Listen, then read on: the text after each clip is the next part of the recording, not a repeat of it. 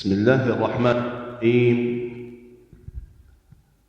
السلام عليكم ورحمة الله وبركاته.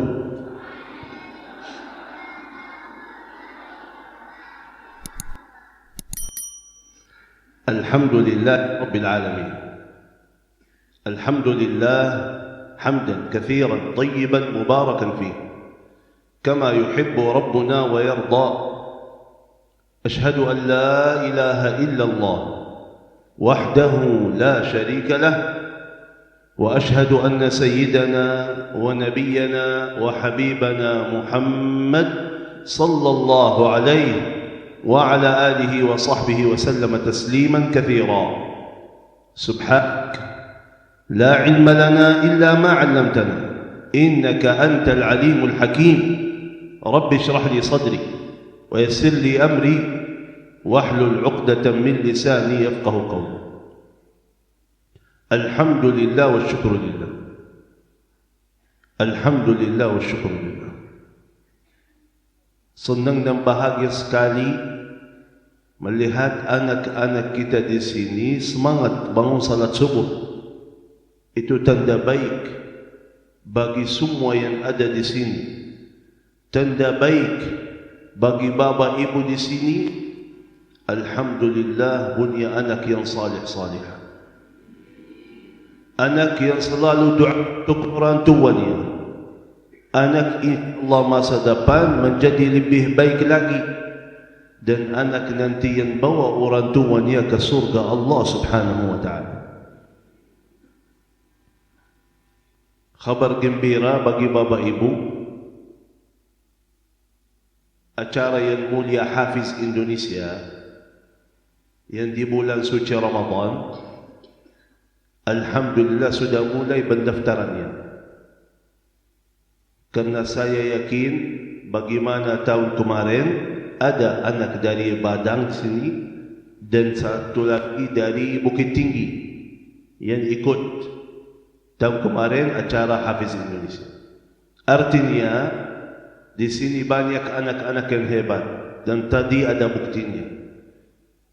Karena itu saya mengajak bapak ibu yang punya anak-anak yang hebat, yang bisa menjadi syiar, bisa menjadi motivasi untuk anak-anak yang lain biar mencintai Al-Quran, dekat kepada Al-Quran, menjadi syiar untuk Al-Quran untuk seluruh Indonesia. Ternyata alhamdulillah banyak anak-anak selama ini jauh dari Al-Quran. Begitu Tun Hafiz Indonesia, lihat anak yang umurnya sama, kotanya sama, mereka bisa baca dan hafal Quran, malah mereka alhamdulillah dia sekarang mau belajar Al-Quran dan mau hafal Al-Quran.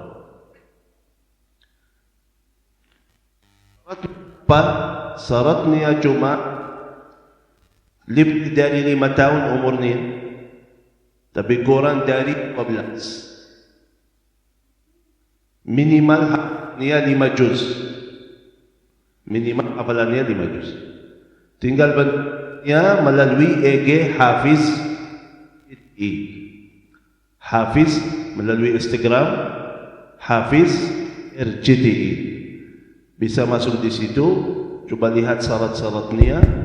InsyaAllah yakin, pasti dan yakin anak-anak yang di sini hebat-hebat. Kalau bangun salat subuh itu sudah hebat itu. Dan itu tanda baik. Kenapa? Kalau anak kita faham, ini langkah pertama. Ternyata anak kita tergantung orang tuanya. Contohnya, banyak bapa ibu curhat, Syekh tolong doa. Kenapa? Anak saya susah salat. Anak saya susah salat.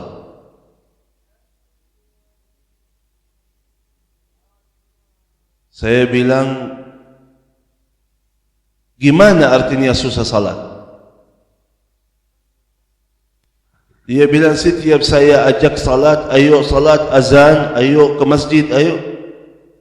Gak mau, malas-malas. Gak mau lepas game niya. Main game terus. Saya bilang, memang umur anakmu berapa? Nangis. Ibu ini nangis.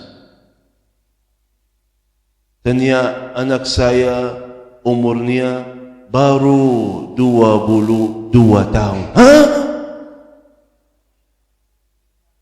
22 tahun? Ajak salat? Susah main game 22, berarti kuliah. Ini kuliah. Saya bilang wajar sekali. Mohon maaf. Wajar sekali. Kata Rasulullah sallallahu alaihi wasallam, kullu mauludin yuladu ala al-fitrah. Anak bayi ini lahir atas fitrah suci bersih. Di sini orang tuanya tanam apa, kasih apa, dia teruskan aja. Dia teruskan. Sekarang apa yang terjadi? Ini contohnya aja untuk salat atau yang lain. Ibu datang, bangunin anaknya salat subuh. Anaknya sudah umurnya 7 tahun. Ayo sayangku, ayo sudah azan subuh, ayo salat dulu. Kata anaknya apa?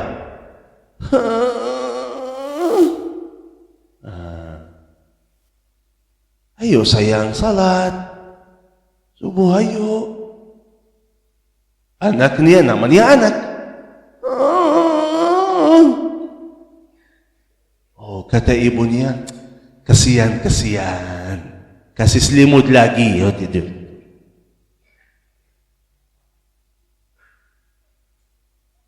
Satu jam kemudian datang ibunya. Ayo sayangku, ayo. Sekolah. Anaknya jawab, oh, itu kan?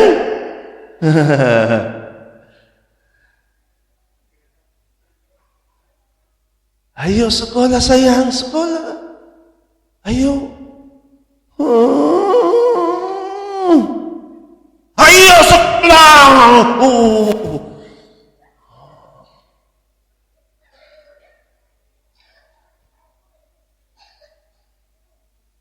Itu terjadi setiap hari. Itu terjadi setiap hari. Anak kita faham apa? Sekolah lebih baik, lebih penting daripada salat. Kalau gak bangun salat gak apa-apa, tapi kalau gak bangun sekolah marah. Artinya apa? Sekolah lebih baik daripada. Besoknya kita meyakinkan masalah ini. Besok kita meyakinkan masalah ini. Apa yang terjadi? Saya tanya Bapak Ibu. Anak kita masuk sekolah berapa tahun itu SD? 6 tahun. Artinya 6 tahun apa? 6 tahun ibu yang kasihan capek. Bangunin setiap hari, siapin sarapannya, kasih ini, antar jemput ini. Setelah capek 6 tahun, udah cukup ya? Cukup ya? Lanjut. SM berapa tahun?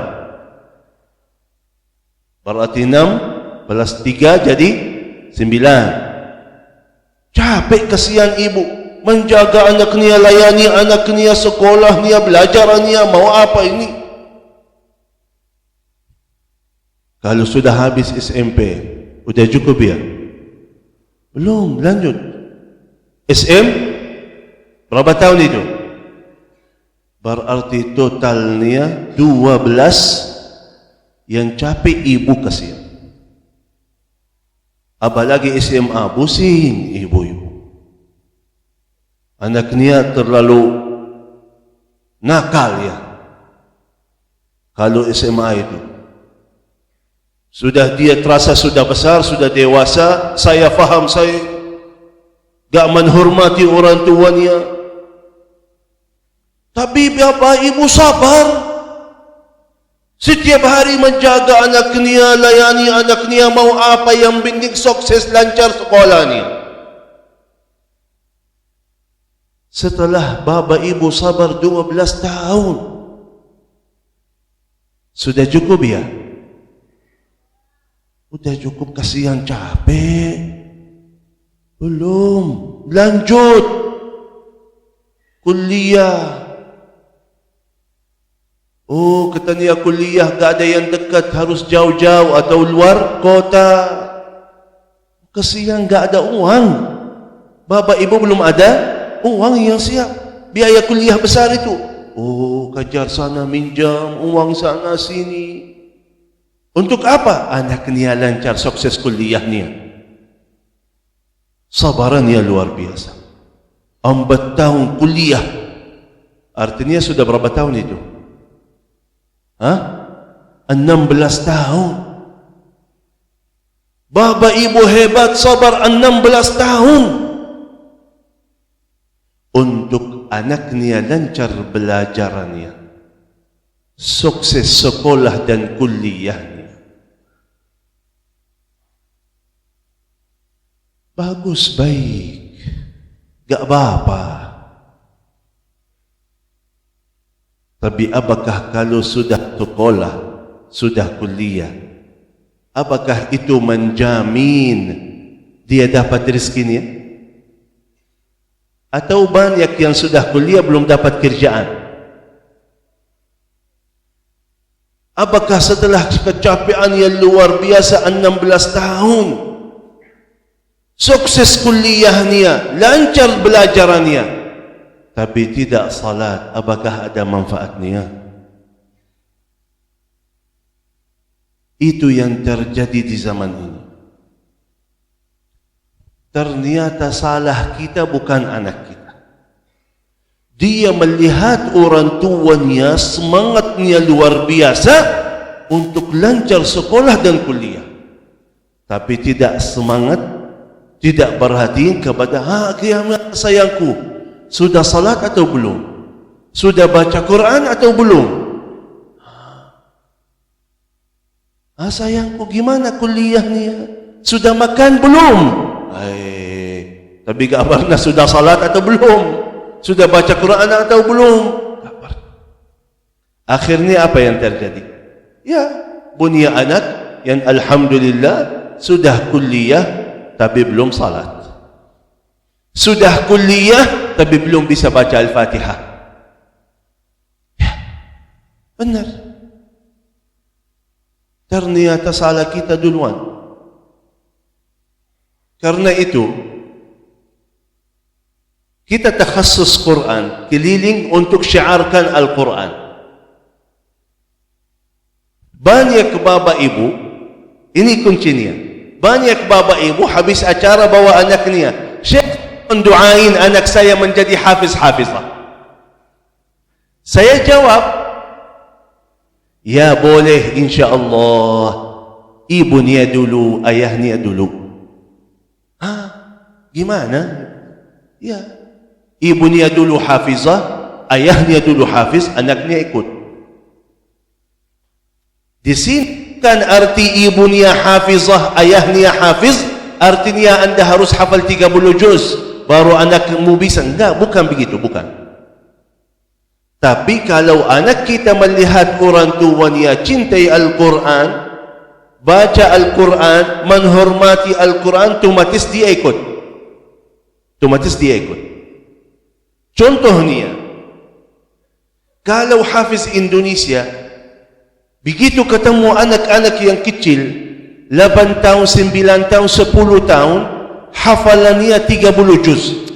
Kaget. Ya, mungkin orang tuanya ustaz-ustazah. Mungkin orang tuanya guru pesantren. Begitu ketemu orang tuanya, ternyata orang tuanya sederhana sekali. Ada yang ayahnya petani, ibunya pembantu, tukang roti, apa, macam-macam. Tapi kok bisa melahirkan anak yang bisa hafal 30 juz di dalam umur 8 tahun, 9 tahun. Ternyata mereka bisa tanamkan dalam hati anaknya cinta Quran. Sejak ibunya hamil, dia baca Quran terus, mendengar Quran terus. Memorinya simpan di sini. Memorinya simpan. Ayahnya begitu anaknya lahir, langsung datang azan, iqamah, baca Al-Fatihah, titip kepada Allah, ya Allah jagalah anak saya.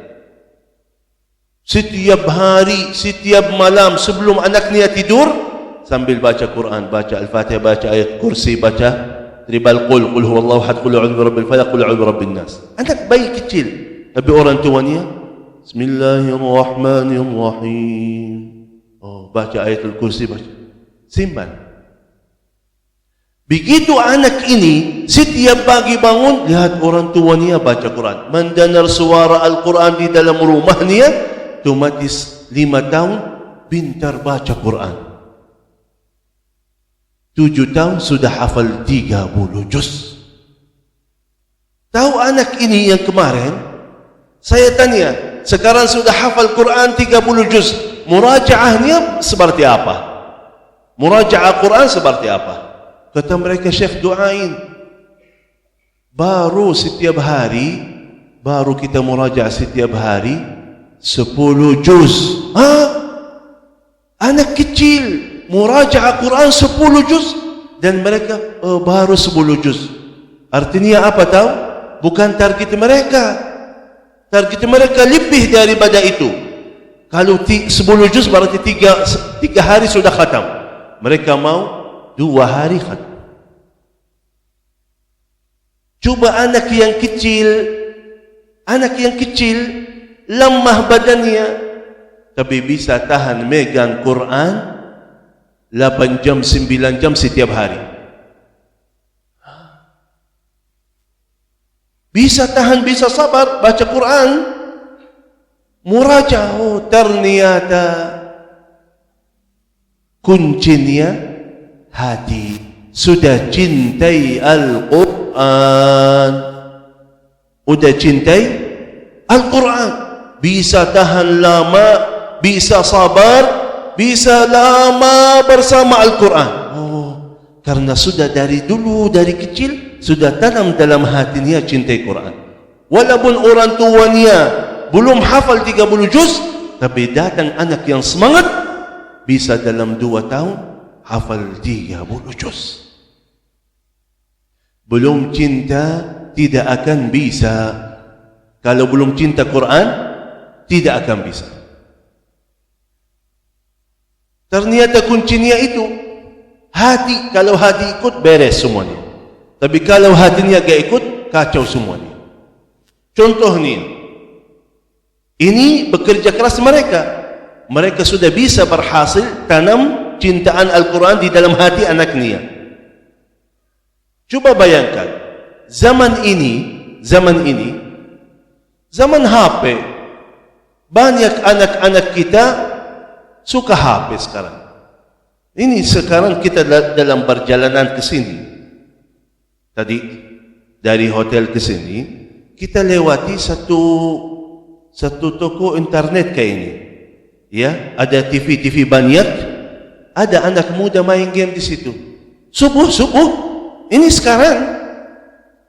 Coba bayangkan mereka bisa tahan dari kapan dia di sana sampai subuh, bisa tahan, luar biasa itu. Kok bisa? Ya, kuncinya kalau hatinya ikut, tidak terasa waktunya, tidak capek, tidak ngantuk, tidak lapar.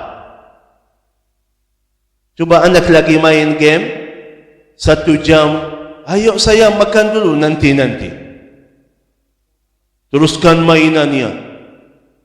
2 jam, tahu istirahat dulu, enggak capek. Teruskan sampai baterainya habis. Betul? Begitu baterainya habis, cari mana chargernya, dicas di situ, duduk lanjut. Senang hatinya. 2-3 jam, 4 jam, tidak capek, tidak ngantuk, tidak lemah. Semangat. Kenapa? Hatinya lagi senang. Hatinya lagi senang. Bisa tahan lama. Kadang-kadang walaupun capek, tapi kalau hatinya senang, bisa tahan. Kalau bawa anakmu jalan-jalan, kemana aja, main apa, mainan di sana, atau bantai, atau dia kan lari sana sini, jauh main bola. Ayo kita pulang. Setelah 3-4 jam main-main, ayo kita pulang. Kata anak kita apa? Oh, belum.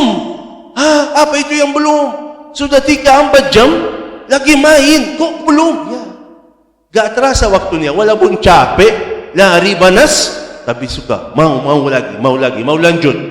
Kenapa? Ya, hatinya lagi senang. Berarti subhanallah, yang kita dengar cerita-cerita orang salih, ulama-ulama, para kiai, para habaib yang salat malam sepanjang malam, zikir ribuan, ya, Quran setiap malam khatam sekali. Kok mereka bisa tahan, bisa sabar? Oh, ternyata hobi mereka di situ, kesukaan hati mereka di situ.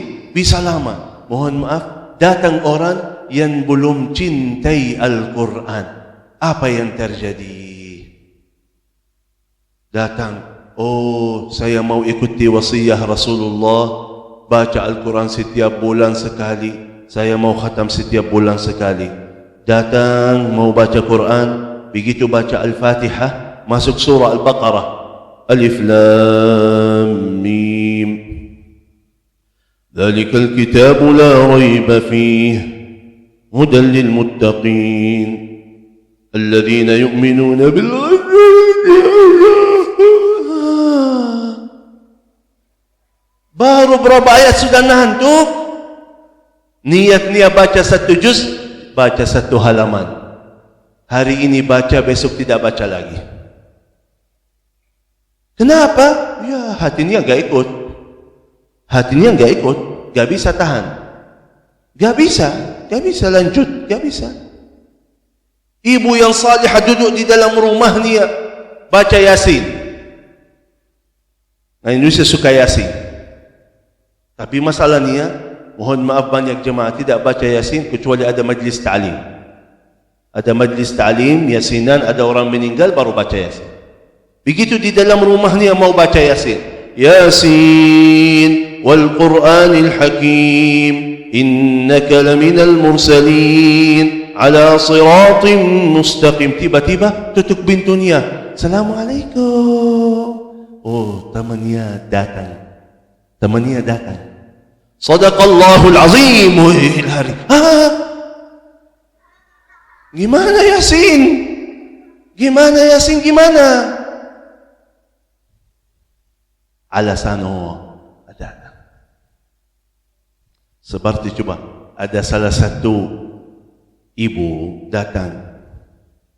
Ini Syekh, gimana hukumnya? Hukum apa? Saya baca Quran tapi lagi halangan, gimana? Oh, kan ada yang salah paham di sini. Di Indonesia, ini baru ketemu di Indonesia. Apa? Salah paham. Kalau lagi halangan tidak boleh baca. Itu salah. Yang tidak boleh megang. Ya Bu, gak apa-apa baca Quran. Yang penting jangan langsung megang Quran. Bisa baca dari HP, paling aman baca dari HP misalnya, ya, atau pakai sarung tangan, udah selesai. Keluar dari berbait mendapat, udah selesai. Saya tanya, ya memang ibu istiqamah baca Quran setiap hari berapa juz? Apa itu? Memang ibu baca Quran setiap hari berapa juz? Oh maaf, doain saya belum baca. Bikin alasan. Oh lagi halangan, gak baca Quran karena lagi halangan. Astagfirullah. Ternyata memang tidak baca. Tapi bikin alasan untuk dirinya, oh saya lagi halangan enggak baca. Ya bagi orang yang tidak baca Quran, nunggu halangan bikin alasan, ya itu tidak boleh bagi dia baca Quran. Karena memang dia jauh dari Al-Quran dari awal. Kalau belum cinta, tidak akan bisa lanjut. Sekarang dalam pesantren, kita masuk satu pesantren, ratusan anaknya, ratusan santri, gurunya sama, tempatnya sama, makanannya sama, sistemnya sama. Begitu masuk ke pesantren, 3 tahun udah habis keluar dari pesantren. Dari ratusan santri, cuman berapa orang yang berhasil hafal Al-Quran. Kok bisa begitu? Padahal semuanya sama, tempatnya, makanannya, sistemnya, gurunya, semuanya sama. Kok cuma sebagian berhasil, sebagian besar tidak? Ya, bedanya anak yang kecil ini datang mau hafal Quran dari dalam hatinya, mau suka Al-Quran, cinta Al-Quran, mau. Yang lain dibaksa sama orang tuanya. Masuk hari ini, besok dia kabur dari pesantrennya. Banyak. Artinya apa Bapak Ibu yang dimuliakan Allah Subhanahu wa ta'ala? Yang ingin benar anaknya menjadi salih-salihah, anaknya sukses dan lancar segala urusannya, kuncinya kita sendiri menjadi lebih baik lagi. Kita sendiri balik lagi kepada Al-Quran. Kita sendiri perbaiki taat kita. Kita sendiri perbaiki bacaan kita. Mohon maaf kalau saya tanya Bapak Ibu di sini. Maksud saya biar kita faham dan sadar.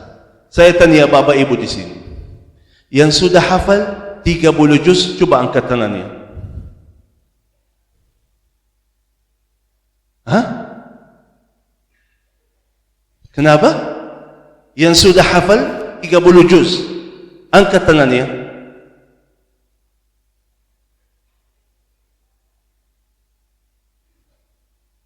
Gimana?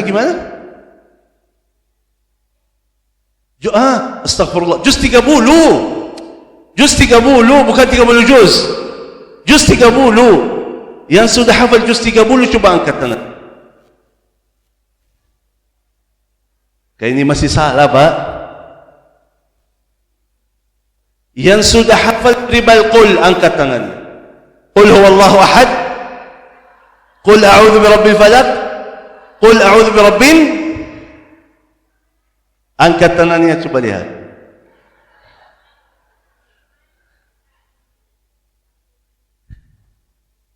Bukan masalah ni itu, tak apa-apa. Hafalan kita berapa surat dalam juz 30. Tak apa-apa. Bagus, baik. Wal asri inna a'tainaka alhaakum. Bagus, baik. Pertanyaan saya, hafalanmu ini berapa surat dalam juz 30? Sudah berapa lama? 1 tahun ada?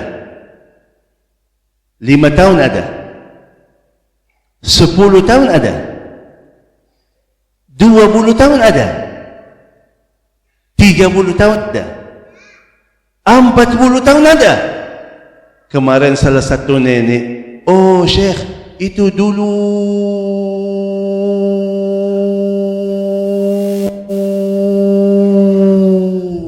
sebelum merdeka, dulu udah lama, dari kecil sudah hafal ini. Mohon maaf, puluhan tahun itu, selama puluhan tahun lagi apa? Tidak perbaiki bacaan, tidak nambah hafalan, tidak nambah ilmu Al-Quran. Surat-surat yang anda baca itu, yang anda hafal, artinya apa? Kalau kita sendiri masih jauh dari Al-Quran, mana anak kita bisa dekat dengan Al-Quran? Syekh, susah, sulit. Itu alasan. Itu alasan. Kalau surat-surat juz 30 itu gampang kita hafal, yang lain susah. Mohon maaf Bu, berarti syaitan sudah masuk di situ. Syaitan sudah masuk. Buktinya, banyak bapa ibu di Indonesia hafal surah Yasin. Betul? Itu panjang atau pendek ya? Hah? Surat Yasin berapa halaman itu surah Yasin? Kok bisa hafal? Sering baca Syekh. Ya memang Al-Quran semuanya sama. Sering baca akan hafal. Karena itu lihat di Indonesia banyak bapak ibu surah Yasin hafal. Tabarakalladzi biyadihil mulku hafal. Ar-Rahman hafal. Idza waqa'atil waqi'ah hafal. Artinya bisa atau tidak bisa? Bisa. Kalau masalah bisa karena memang itu janji Allah Subhanahu wa taala. وَلَقَدْ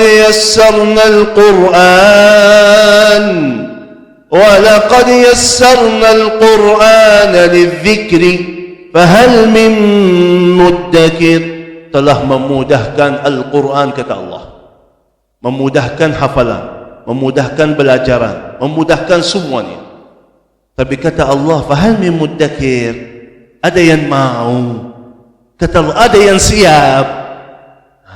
Di sini balik lagi kepada kita masing-masing, jawaban kita apa? Biar kita lebih semangat.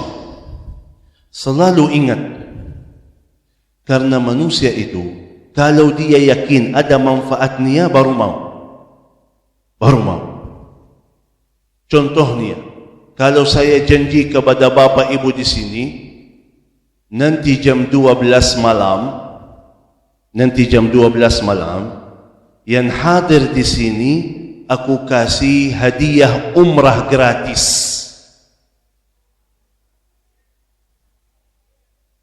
Datang atau tidak? Pasti. Sebelum jam 12 sudah ada di sini. Padahal kebiasaannya di waktu itu lagi tidur.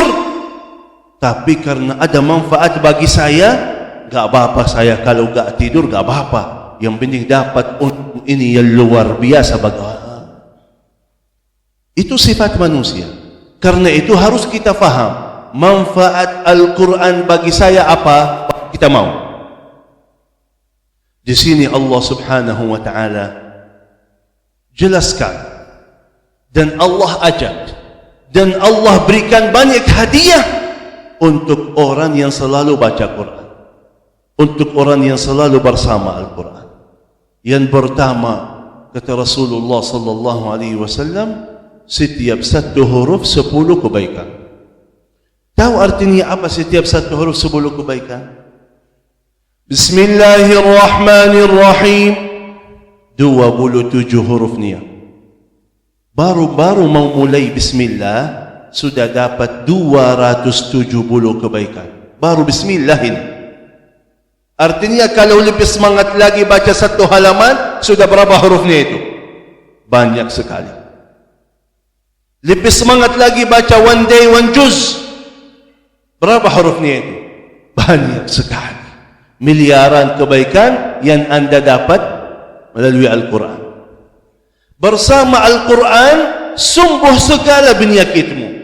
Sering baca Al-Quran, sihat terus. وَنُنَزِّلُ مِنَ الْقُرْآنِ مَا هُوَ شِفَاءٌ وَرَحْمَةٌ لِلْمُؤْمِنِينَ. Sumbuhan kalian. Masih salah yang bilang Al-Quran obat, salah besar. Al-Quran bukan obat. Kalau obat belum tentu sembuh. Banyak orang sakit minum banyak obat belum sembuh-sembuh. Tapi Al-Quran kata Allah sumbuhan kalian. Kata Rasulullah sallallahu alaihi wasallam, sakit apapun baca Al-Fatihah 7 kali. Taruh tangan kanan atas sakitnya, kepalanya, dadahnya, kakinya, baca Al-Fatihah 7 kali akan sembuh dari Allah dan Rasulnya. Al-Quran berikan petunjuk kepada jalan paling baik, paling lurus bagi kalian dalam segala urusan dunia dan akhirat. Inna hadzal Qur'an yahdi lillati hiya aqwam. Petunjuk kepada jalan paling baik, paling lurus bagi kalian. Al-Quran bawa keberkahan luar biasa. Yang bersama Al-Quran menjadi dia berkah. Umurnya berkah, tempatnya berkah, hartanya berkah, keluarganya berkah. Wa hadza kitabun anzalnahu mubarak, penuh berkah. Orang yang sering baca Al-Quran di dalam rumah, Al-Quran mendatangkan malaikat. Malaikat, kalau ada suara Quran datang. Malaikat yang baik bawa kebaikan-kebaikan untukmu, untuk keluargamu. Menjadi rumah tangga sakinah, mawaddah, warahmah, anakmu salih-salih. Tapi mohon maaf kalau masih suara musik, mendatangkan syaitan yang buruk, menghancurkan rumah tanggamu. Bersama Al-Quran, anda menjadi manusia yang paling mulia. Innahu laqur'anun karim. Al-Quran mulia dan berikan kemuliaan. Bahkan orang yang baca Al-Quran, kata Rasulullah sallallahu alaihi wasallam, wal mahiru bil Quran ma'as safaratil kiramil barara. Orang yang pintar bacaannya, indah suaranya, bersama malaikat. Tidak boleh sama manusia lagi, saking mulianya, bersama malaikat. Terus kalau ini yang pintar, yang belum gimana? Yang masih tidak jelas bacaannya gimana? Yang masih bata-bata hurufnya gimana? Dapat kabar gembira dari Rasulullah sallallahu alaihi wasallam, walladhi yaqra'u al-Qur'ana wa huwa alaihi syaqqun wa yatata'ta'u fihi falahu ajran. Orang yang begitu baca Al-Quran sulit baginya baca Al-Quran, bata-bata hurufnya, akan dapat 2 pahalanya. Yang pertama pahala bacaan, setiap satu huruf 10 kebaikan, walaupun salah bacaannya, belum jelas huruf-hurufnya, tidak ada tajwidnya, dapat pahala sempurna setiap satu huruf 10 kebaikan. Yang kedua karena kasihan capek dalam bacaannya, sampai perasaannya itu dapat pahalanya. Dulu saya di Madinah gak faham, capek dalam bacaan. Kok bisa begitu baca Quran malah capek? Begitu pindah ke Indonesia baru saya faham. Oh, capek itu artinya capek dalam bacaannya. Lihat kakek-kakek, nenek-nenek baca Quran di Indonesia gimana caranya? Innal lazina amanu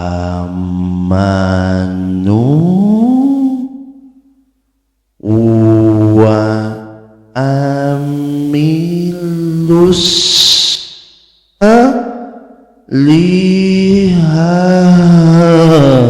capek kasihan. Satu ayat lama capek nafasnya. Oh, itu capeknya. Ternyata Allah sudah tahu, siapkan pahala khusus karena kasihan capek dalam bacaan. Ini pahala bacaan. Ini pahala bacaan Al-Quran. Artinya buka Al-Quran baca. Tapi ada satu kemuliaan lebih besar, lebih mulia daripada itu. Apa? Orang yang belajar Al-Quran. Beda. Baca Al-Quran, buka baca. Tapi belajar Al-Quran beda jauh pahalanya. Lebih tinggi sekali kemuliaannya. Orang yang selalu mau belajar Al-Quran, mau perbaiki bacaan, mau nambah ilmu Al-Quran, mau belajar tafsirnya, oh itu luar biasa sekali. Di sini kata Rasulullah sallallahu alaihi wasallam, khairukum, paling baik antara kalian. Siapa yang paling baik itu? Man ta'allama al-Quran wa 'allamahu. Yang belajar Al-Quran dan mengajarnya. Siapa itu? Itu manusia paling baik. Dan yang luar biasa, manusia paling baik ini bukan umum ya. Rasulullah begitu ucapkan hadis ini, di depannya siapa? Di depannya ada sahabatnya. Abu Bakar As-Siddiq radhiyallahu, Umar bin Khattab radhiyallahu an, Khalid bin Walid, Sa'ad bin Mu'adz, Amr bin Al-As, sahabat yang mulia, sahabat yang luar biasa taatnya, luar biasa ibadahnya, luar biasa imannya, luar biasa perjuangannya. Semuanya baik, semuanya salih, semuanya luar biasa. Di situ kata Rasulullah, ya, semuanya baik, semuanya luar biasa. Tapi paling baik antara kalian yang ada hubungan dengan Al-Quran, yang belajar Al-Quran.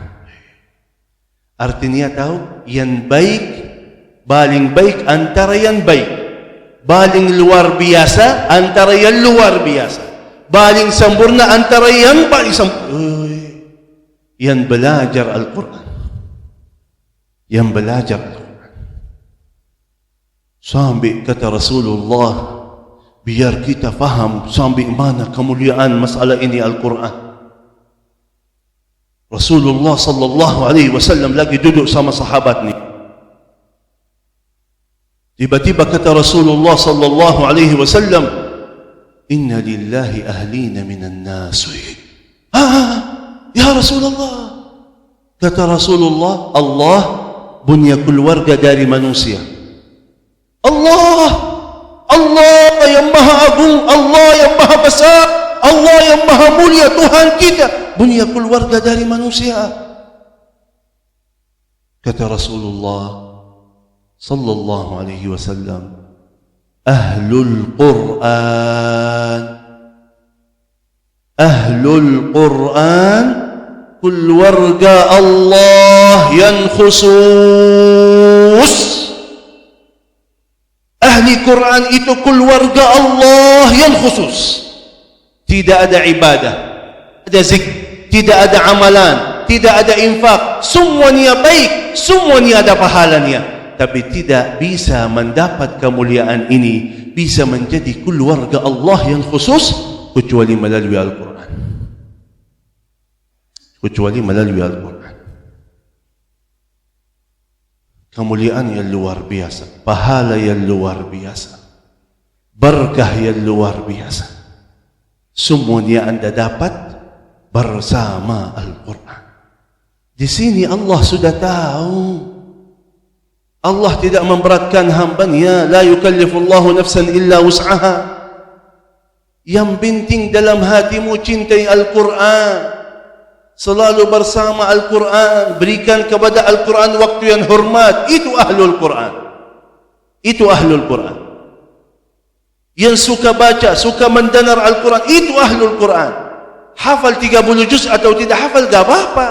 Sudah lancar bacaannya atau belum lancar, tak apa-apa. Yang penting dalam hatimu suka dan cintai Al-Quran.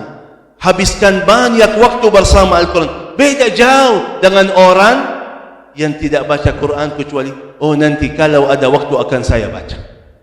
Oh nanti kalau ada majlis ta'lim saya. Kalau ada orang meninggal dunia baru kita baca Yasinan. Tidak akan dapat bisa menjadi keluarga Allah, tak bisa. Tapi orang yang habiskan waktu yang utama, waktu yang hormat untuk Al-Quran, baca Al-Quran, belajar Al-Quran, itu dipanggil Ahlul Quran, keluarga Allah yang walaupun belum hafal 30 juz, walaupun belum lancar bacaannya, yang penting dia habiskan banyak waktu, banyak tenaga, banyak pikiran bersama Al-Quran. Itu Ahlul Quran. Karena itu Bapak Ibu yang dimuliakan Allah Subhanahu wa ta'ala, yang sudah lalu tidak usah kita bahas. Buka halaman baru bersama Allah. Untungnya di dunia sebelum akhirat, dapat berkah Al-Quran di dunia dan dapat syafaah Al-Quran nanti di hari kiamat. Kesalihan Bapak Ibu bersama Al-Quran terus, Allah berikan hidayah kepada anakmu cintai Al-Quran. Datang nanti di hari kiamat, Allah muliakan anakmu, baca dan naik sampai posisi paling tinggi di dalam surga.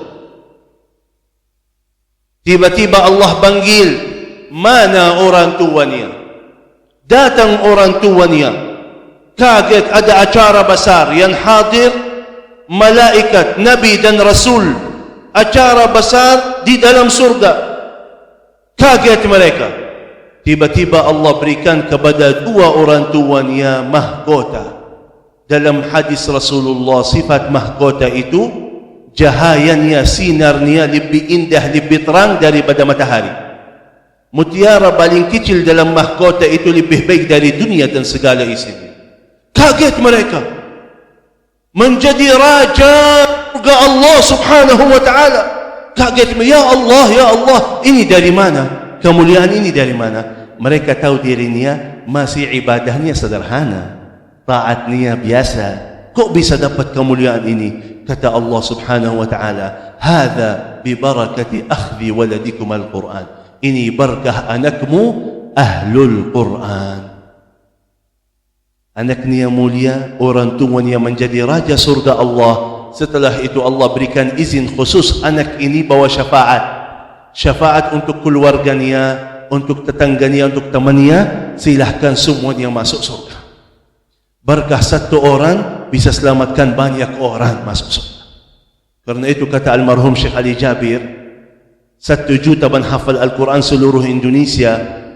Cita-cita beliau, setiap kota, setiap kabupaten, setiap kampung, setiap desa, setiap masjid, setiap rumah, paling tidak salah satu anggota mereka hafiz-hafizah, cintai Al-Quran, bersama Al-Quran, ahlul Quran, biar bisa selamatkan dirinya dan keluarganya dari api neraka Jahannam. Semuanya masuk surga. Buka halaman baru bersama, niat dan azam. Tahu kenapa sampai sekarang kita belum hafal? Bukan karena susah, bukan karena sulit. Karena kalau kita cuma hafal setiap hari satu ayat, berarti sudah hafal 30 juz dari dulu. Tapi kenapa? Karena belum ada niat. Banyak antara kita terasa sudah cukup yang saya sudah hafal itu. Kulhu terus, lebih cepat lebih baik katanya. Belum ada niat. Karena belajar hadis yang paling utama, innamal a'malu. Kalau niatnya belum ada, mana bisa muncul amalannya? Walaupun umur bapa ibu 1000 tahun ke depan, kalau belum ada niat mau hafal Quran, tidak akan bisa. Karena itu, buka halaman baru bersama Allah. Niat dan azam, akan belajar lagi, akan kita baca lagi, akan kita usahakan hafal. Nanti bisa, tidak bisa, dapat, tidak dapat, bagi Allah sudah dicatat ahlul Quran, keluarga Allah yang khusus. Semoga Allah subhanahu wa ta'ala selalu berikan taufik dan hidayahnya kepada kami semua menjadi hamba Allah yang selalu semangat taat, semangat ibadah, dan selalu istiqamah atas jalan Allah subhanahu wa ta'ala. Amin amin ya rabbal alamin. Bapak ibu yang dimuliakan Allah subhanahu wa ta'ala, kebiasaan almarhum Syekh Ali Jabir selalu habis setiap acara bagi-bagi hadiah kenang-kenangan. Hadiah kenang-kenangan kepada jamaahnya.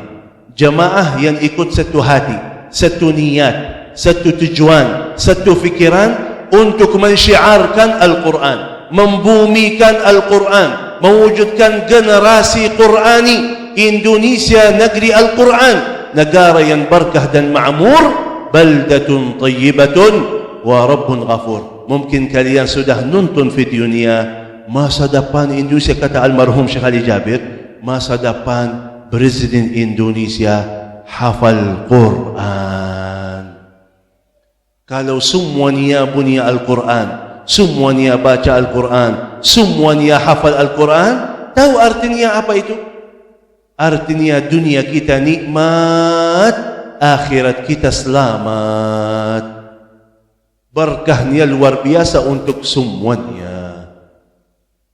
Tapi karena jamaahnya banyak, buku niya sedikit, berarti mohon maaf, cuman sebagian yang dapat, bukan semuanya.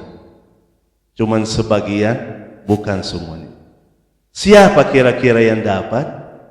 Orang yang semangat. Orang yang semangat, siap berjuang untuk agama Allah, siap berjuang untuk Al-Quran, ingin banget mewujudkan generasi Qurani di Indonesia. Caranya seperti apa? Saya serahkan kepada ketua panitia dulu, mencari hamba Allah yang luar biasa, yang siap berjuang bersama Al-Quran. Tinggal nanti maju ke depan, saya tunggu di sini, biar serahkan hadiah niat dan foto bersama. Kepada ketua panitia, silakan.